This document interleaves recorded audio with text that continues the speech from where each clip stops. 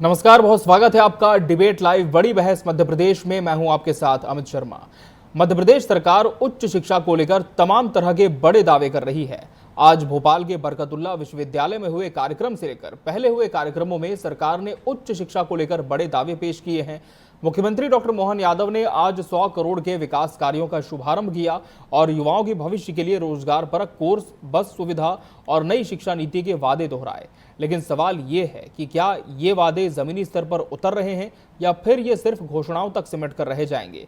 आज इसी विषय पर हम चर्चा करेंगे। चर्चा की शुरुआत से पहले देखते हैं ये रिपोर्ट।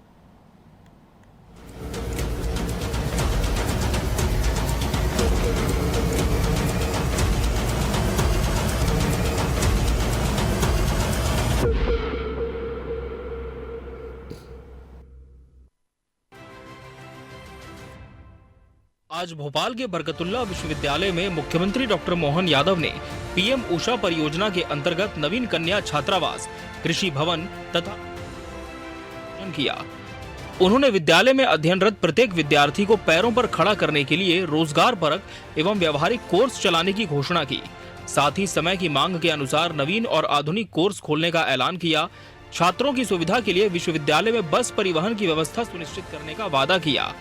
मुख्यमंत्री ने प्रदेश के युवाओं को आश्वस्त किया कि उनके उज्जवल भविष्य के लिए सरकार निरंतर कार्य कर रही है और आगे भी करती रहेगी। उन्होंने प्रधानमंत्री नरेंद्र मोदी के मार्गदर्शन में नई शिक्षा नीति को प्रभावी रूप से लागू करने का दावा किया।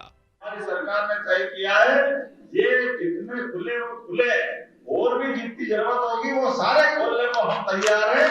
कहीं कोई कंजूसी होने वाली सरकार सारे संसाधन देगी और जितने नए कोर्स आप ला सकते कुलगुरु जी, आप अपने विश्वविद्यालय के माध्यम से जो जो रोजगार परक विश्वविद्यालय में आए नए कोर्स खोलना है, मैं यहीं से घोषणा करता हूँ, आप सारे कोर्स लाओ, हमारे बच्चों को हम सब देने की घोषणा करें।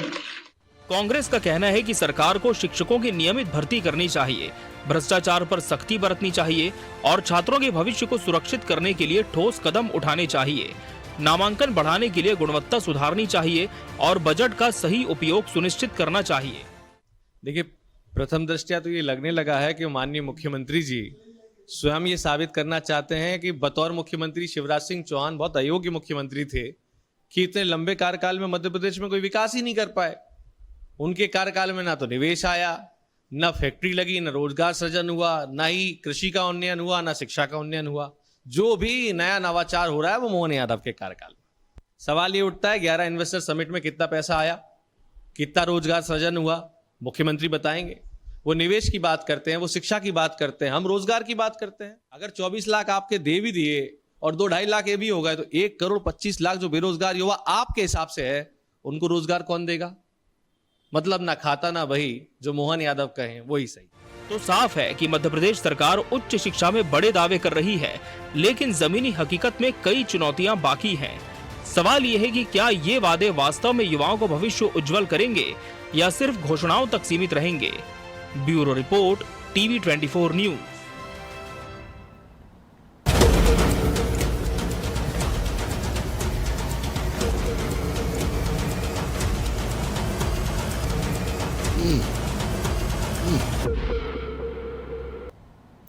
शिक्षा सपनों की उच्च उड़ान, इसी विषय पर हम चर्चा की शुरुआत करेंगे और इसके लिए हमारे साथ खास मेहमानों का पैनल भी जुड़ा हुआ है। हमारे साथ भाजपा प्रवक्ता शिवम शुक्ला जी जुड़े हैं सरकार का पक्ष रखने के लिए। शिवम जी, बहुत स्वागत है आपका इस चर्चा में। कांग्रेस प्रवक्ता धर्मेंद्र शर्मा जी प्रतिपक्ष की आवाज रखेंगे। धर्मेंद्र जी, आपका भी बहुत बहुत स्वागत है। और वरिष्ठ पत्रकार अनूप दिबुलिया जी भी इस चर्चा का अहम हिस्सा है। अनूप जी, आपका भी बहुत बहुत स्वागत है। शिवम शुक्ला जी, सरकार लगातार उच्च शिक्षा के क्षेत्र में बड़े प्रयास करने के दावे कर रही है, लेकिन दूसरी तरफ कांग्रेस भी सवाल उठा रही है कि सिर्फ आप घोषणाएं कर देते हैं, उससे कुछ नहीं होता। तो क्या सरकार के ये प्रयास जमीन पर कारगर मानते हैं कि हो रहे हैं? जी, देश की सरकार ने लगातार गंभीरता के साथ युवाओं के लिए बेहतर भविष्य और बेहतर उनके उज्जवल भविष्य के लिए हर संभव तरीके से प्रयास किया है। स्किल का सृजन हो और तमाम चीजें हो, ये तमाम चीजें हमारी सरकार ने सुनिश्चित की है। तो स्वाभाविक तौर पर आज छात्रों में भी इसको लेकर के विश्वास है। अन्य तरीके से भी लगातार जो माननीय मुख्यमंत्री जी के सत प्रयास हैं वो तमाम चीजें जमीन पर भी जिस तरह से सुनने को मिल रहे हैं। मध्य प्रदेश की सरकार ने शिक्षा की दिशा में हो, उनके लिए रोजगार के अवसर हो अथवा उनके रोजगार के पश्चात उद्योग और बाकी चीजों की व्यवस्था की बात हो, सरकार हर मोर्चे पर सफल रही है। और यही कारण है कि आज मध्य प्रदेश के युवाओं का दृढ़ विश्वास हमारी सरकार के साथ जुड़ा हुआ है। धर्मेंद्र शर्मा जी, क्या सरकार वास्तव में हर मोर्चे पर सफल रही है? खासकर अगर हम उच्च शिक्षा की दशा मध्य प्रदेश में देखें तो क्या देखते हैं? सरकार ने बहुत सारे प्रयास किए, दावे भी किए, लेकिन वर्तमान परिप्रेक्ष्य में क्या धरातल पर सही साबित होते हैं? अमित जी नमस्कार। देखिए, भारतीय जनता पार्टी के चाहे प्रधानमंत्री हो, इनके मुख्यमंत्री हो, वादे तो ये लोग बहुत बड़े बड़े करते हैं। प्रधानमंत्री मोदी जी ने वादा किया था सालाना 2 करोड़ युवाओं को रोजगार दूंगा। क्या हुआ? 11 साल हो गए, 12 साल चल रही है, क्या रोजगार मिला? क्या मध्य प्रदेश में 8 लाख भर्ती परीक्षा निकालूंगा, मोहन यादव जी ने वादा किया था। आज हम सब शर्मिंदगी झेलते हैं जब मध्य प्रदेश की बात हिंदुस्तान में आती है। तो हिंदुस्तान में सबसे अधिक पढ़ा लिखा शिक्षित बेरोजगार अगर कहीं है तो वो मध्य प्रदेश में। मध्य प्रदेश कि स्कूली शिक्षा व्यवस्था की ये स्थिति है कि 29,000 से अधिक सरकारी स्कूल बंद हो गए। हम नहीं करे सरकार का आंकड़ा है। आप देखिए, लगातार नर्सिंग घोटाले के माध्यम से, इनके तमाम कॉलेजों के घोटाले के माध्यम से, जिन ऐसे ऐसे कॉलेजों को इन्होंने मान्यता दी थी जिनकी ना तो बिल्डिंग है, ना उनके पास कहीं आसपास जमीन है, लेकिन कागजों में कॉलेज चल रहे हैं। बच्चों के साथ, उनके भविष्य के साथ खिलवाड़ हो रहा है। आप देखिए, मैं आपका ध्यान आकर्षण कराता हूं, जीवाजी विश्वविद्यालय में 127 से 28 फर्जी कॉलेजों की संबद्धता का मामला आया था। क्या हुआ उसमें? आज तक बस जांच चल रही है, कोई कार्रवाई तो हुई नहीं। नर्सिंग घोटाले के दोषियों को अभी तक कोई सजा नहीं मिली। तो मध्य प्रदेश में भारतीय जनता पार्टी केवल और केवल भ्रष्टाचार में लिप्त है और कार्रवाई के नाम पर जांच हो रही है, जांच कर रहे हैं। जब कोई भ्रष्टाचार सामने आ जाता है तब ये लोग केवल इस बात को करते हैं, लेकिन ढक के 3 बात करते कुछ नहीं है। केवल बड़ी बड़ी बातें करेंगे, बड़ी बड़ी घोषणाएं करेंगे। आप बताइए ना, मैंने वाजिब सवाल 3-4 पूछे, इनमें से कोई भी चीज आपको धरातल पर होते हुए दिखाई दी क्या? ये हालत है मध्य प्रदेश की और इसको नकारा नहीं जा सकता। चूंकि भारतीय जनता पार्टी के नेताओं ने एक ट्रेंड बना लिया है हिंदुस्तान की जनता से, मध्य प्रदेश की जनता के मन मस्तिष्क से खेलने का, ध्यान भटकाने का जो एक राजनीतिकरण इन्होंने किया है कि मुद्दों की बात जैसी आप करोगे, ये कहीं ना कहीं आपका ध्यान वहां से डाइवर्ट करके दूसरी दिशा में ले जाएंगे। तो ध्यान भटकाने की राजनीति में भारतीय जनता पार्टी ज्यादा विश्वास रखती है, ना कि धरातल पर कुछ करने में। इनका जमीनी मुद्दों से कोई सरोकार नहीं है। ये केवल जुमलेबाजी करेंगे, बड़ी बड़ी बातें करेंगे और फिर उस मुद्दे पर जब घिरते दिखेंगे तो साइड की पतली गली पकड़ कर निकल जाएंगे।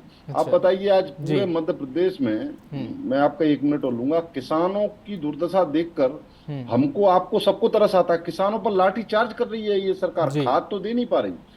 यह समय किसान की फसल का है। किसान को इस समय अपने खेतों में फसल उगाने के लिए मेहनत करनी चाहिए, लेकिन उसे मेहनत करनी पड़ रही है खाद लेने के लिए लाइनों में। वो 2-2 दिन तक लाइनों में लगा है, उसके बाद ठीक है। उच्च शिक्षा पर फिलहाल हम जवाब लेंगे, विषय यही है। एक बार फिर से मैं शिवम जी का रुख कर लूंगा। शिवम जी, जिस तरह से कांग्रेस कह रही कि सरकार सिर्फ ध्यान भटकाने की राजनीति कर रही है, धरातल पर कुछ भी नहीं। दूसरी तरफ नई भर्तियों को लेकर भी लगातार सवाल उठते हैं कि अगर हम अच्छे से अभ्यर्थी तैयार कर रहे हैं तो फिर हम भर्तियां क्यों नहीं निकाल रहे हैं? भर्तियां कब निकलेंगी? कब लोगों को रोजगार मिलेगा? इस पर सरकार के क्या प्रयास हैं शिवम जी? जी जी शिवम जी, क्या आप मुझे सुन पा रहे हैं? जी आपकी बात रखें शिवम जी। मैं आपके प्रश्न को सुन नहीं पाया। शिवम जी, नई भर्तियों को लेकर भी लगातार सवाल उठते हैं कि नई भर्तियां कब होंगी प्रदेश में, रोजगार कब मिलेगा युवाओं को? देखिए, नई भर्तियों को लिए सरकारी क्षेत्र में लगातार एक रेगुलर बेसिस पे नोटिफिकेशन निकल रहे हैं। जितनी भी पहली भी लंबित परीक्षाएं हैं, उसको लेकर के माननीय मुख्यमंत्री जी का कमिटमेंट हम सभी ने देखा है। तो उस पर तो सरकार लगातार प्रक्रियाधीन है। और सबसे महत्वपूर्ण चीज जो मैं आपको बताना चाहूंगा कि नई भर्तियों के अलावा भी स्टार्टअप, निवेश, रोजगार, जो 30 लाख करोड़ रुपए का इन्वेस्टमेंट चाहे GIS के माध्यम से हो, रीजनल इन्वेस्टर समिट के माध्यम से हो, अथवा जो माननीय मुख्यमंत्री जी ने इन्वेस्टर रोड शो और जो अन्य देशों में भी और अन्य प्रदेशों में भी माननीय मुख्यमंत्री जी जाकर के मध्य प्रदेश में रोजगार को आकर्षित करने में सफल रहे थे। उसके परिणाम स्वरूप हम देखेंगे कि बहुत व्यापक स्तर पर में आने वाले वक्त में रोजगार की दिशा में भी प्रयास होगा। पीरियोडिक लेबर फोर्स की रिपोर्ट है कि मोदी जी के आने के बाद से वर्तमान समय में कोविड ऐसा भीषण संकट को पीछे छोड़ते हुए आज सबसे ज्यादा रोजगार और निवेश अगर कहीं है तो वो मध्य प्रदेश में है, और स्वाभाविक तौर पर उनके नेतृत्व में देश लगातार आगे बढ़ रहा है और माननीय मुख्यमंत्री जी उन्हीं की नीतियों को प्रदेश में बहुत व्यापक स्तर पर लागू कर रहे हैं जी, जिसके कारण आज चहुं ओर युवाओं में उत्साह का वातावरण है। वैश्विक स्तर पर भी जो चीजें आगे बढ़ रही हैं उसका भी एक व्यापक और कहीं न कहीं सार्थक परिणाम देखने को मिल रहा है। तो स्वाभाविक तौर पर आने वाले वक्त में इन तमाम चीजों के माध्यम से मध्य प्रदेश की सरकार का जो कमिटमेंट युवाओं के साथ है उसको और ज्यादा गति प्रदान की जाएगी। धर्मेंद्र शर्मा जी, सरकार तो कह रही है कि पहले से जो लंबित भर्तियां हैं उन पर काम किया जा रहा है और इसके बाद और भी नई भर्तियां निकाली जाएंगी, लेकिन क्या माना जाए कि वाकई सरकार इसके लिए गंभीर है? अब भर्तियां आएंगी तो रोजगार भी मिलेगा मध्य प्रदेश के युवाओं को। अमित जी आप ही सवाल पूछ लेना जी, बीजेपी के प्रवक्ता से, चूंकि मेरा जवाब नहीं देंगे। 2016 से मध्य प्रदेश में एसआई की भर्ती परीक्षा नहीं निकली जी, जो छात्र तैयारी कर रहे थे क्या वो ओवरेज नहीं हो गए? आज उन छात्रों का क्या गुनाह है जो 2016 से लगातार एसआई की तैयारी कर रहे थे? 2016 से लगातार स्टेनो की भर्ती परीक्षा नहीं निकली मध्य प्रदेश में। आप उन छात्रों के अभिभावकों से पूछिए, वो अपनी घर की गाड़ी कमाई उन बच्चों की एजुकेशन पर, उनकी तैयारी पर खर्च करने के बाद जी, आज नौकरी की दरकार में सरकार की तरफ देख रहे हैं। क्या मध्य प्रदेश के युवाओं को रोजगार मिल पा रहा है? जी, अभी आरक्षक भर्ती परीक्षा हुई थी, आपने देखा होगा, अगर आपका ध्यान उस समय की घटना पर अगर आपका ध्यान हो तो उस आरक्षक भर्ती परीक्षा में भी घोटाला हो गया। उसके जो लाभार्थी थे, जो बेचारे जेन्युइन थे, वो आज नियुक्ति नहीं ले पाए आज तक, क्योंकि वो घोटाले के कारण उनकी नियुक्ति अटकी पड़ी है। तो जो भर्ती निकल भी रही है वो भ्रष्टाचार की भेंट चढ़ रही है। उस कारण से जो युवा उसमें पार्टिसिपेट करते हैं उनको नौकरी तो मिल नहीं रही सिवाय इंतजार के। आप बताइए शिक्षक वर्ग 1 वर्ग 2 क्या हालत है आज? कितने सारे मध्य प्रदेश में शिक्षक हैं जो अभी तक बैठे हुए हैं। इन्होंने वादा किया था जो ऑफ रूल का कर्मचारी थे उनको पक्का करेंगे, लेकिन कुछ नहीं हुआ। आप इतनी सारी बातें जब इनको याद भी दिलाएंगे लेकिन ये वही बात करेंगे, हम बहुत अच्छा कर रहे हैं और चारों तरफ खुशहाली का वातावरण है। वो एक बशीर साहब का एक शेर था ना कि आपकी किताबों में गांव का मौसम गुलाबी है जी, पर हकीकत जाके देखिए क्या।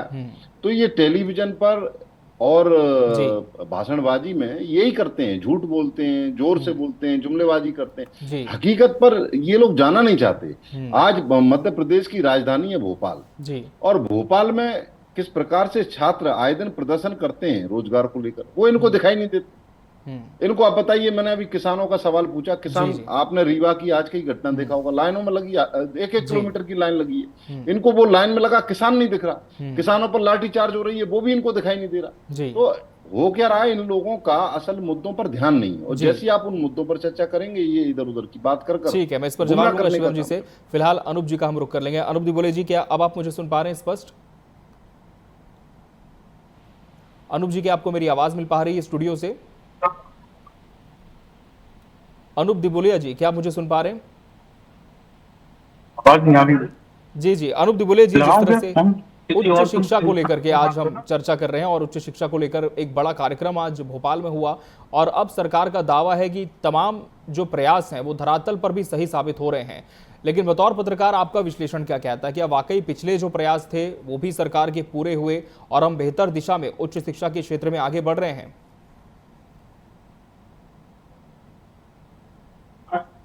जी अली जी, अनूप जी आप सुन पा रहे हैं? चलिए, अनूप जी से संपर्क नहीं हो पा रहा, एक बार फिर से उनसे जुड़ने की कोशिश कर रही है टीम। शिवम शुक्ला जी, एक बात यहाँ पर और सामने आ रही है, जिस तरह से लगातार कहा यह जाता है कि लोग तो जो युवा हैं मध्य प्रदेश के वो भर्तियों को लेकर प्रोटेस्ट भी करते हैं, उच्च शिक्षा के दावे भी सरकार कर रही है, लेकिन क्या वाकई सरकार मान रही है कि अभी भी कुछ चुनौतियां बाकी हैं जिसे दूर करना चाहिए ताकि बेहतर उच्च शिक्षा का जो वातावरण है, माहौल है, हम न सिर्फ अभ्यर्थियों को दे सके बल्कि जो आने वाली नई पीढ़ी है उसके लिए भी एक बेहतर वातावरण प्रदेश में तैयार कर पाए?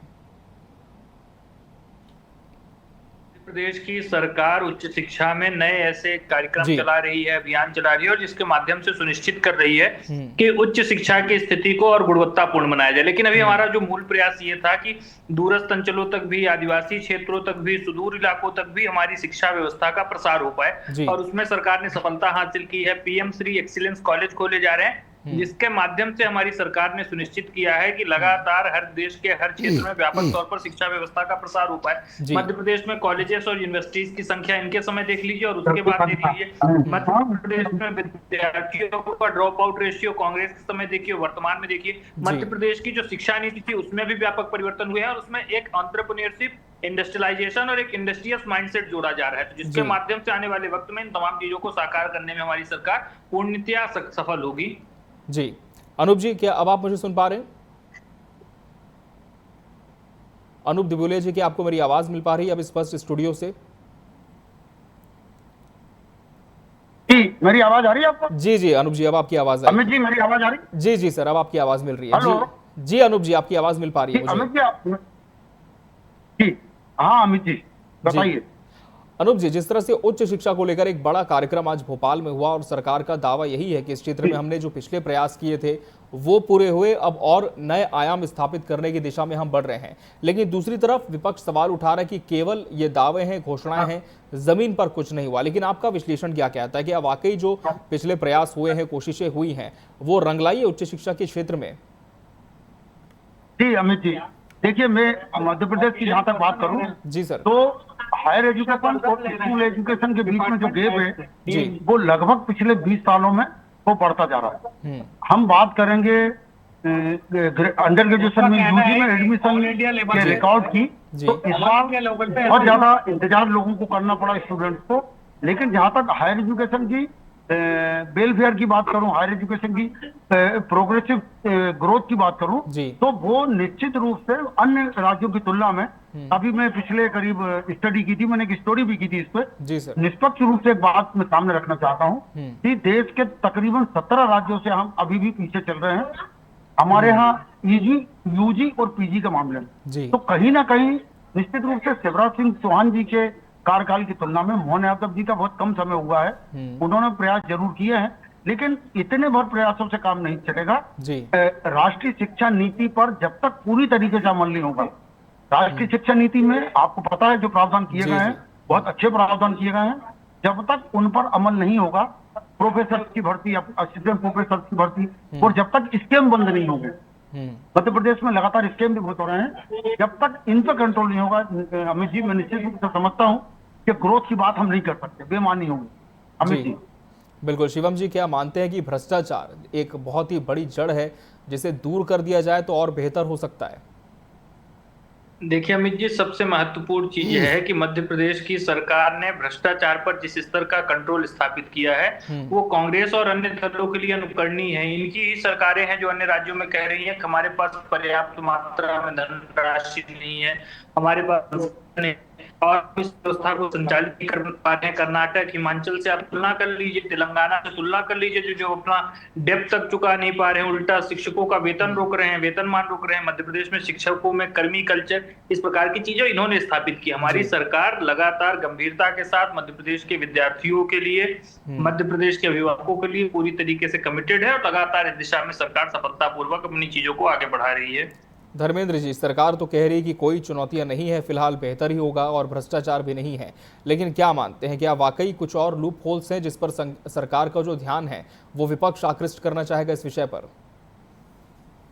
माध्यम से अपने सवाल किए जी, क्या एक का भी जवाब बीजेपी के प्रवक्ता ने इस डिबेट में दिया? भ्रष्टाचार की बात वरिष्ठ पत्रकार साहब ने की, लेकिन उस पर भी कोई जवाब नहीं दिया। इधर उधर की बात, मैंने बताया नहीं आपको, इनकी मास्टरी है ध्यान भटकाने में, मुद्दे की बात नहीं करनी, इधर उधर की बात करनी है। मैंने इनसे कहा 29,000 से ज्यादा सरकारी स्कूल मध्य प्रदेश में बंद हो गए, क्या ऐसे मध्य प्रदेश शिक्षित बनेगा? उसका जवाब नहीं दिया।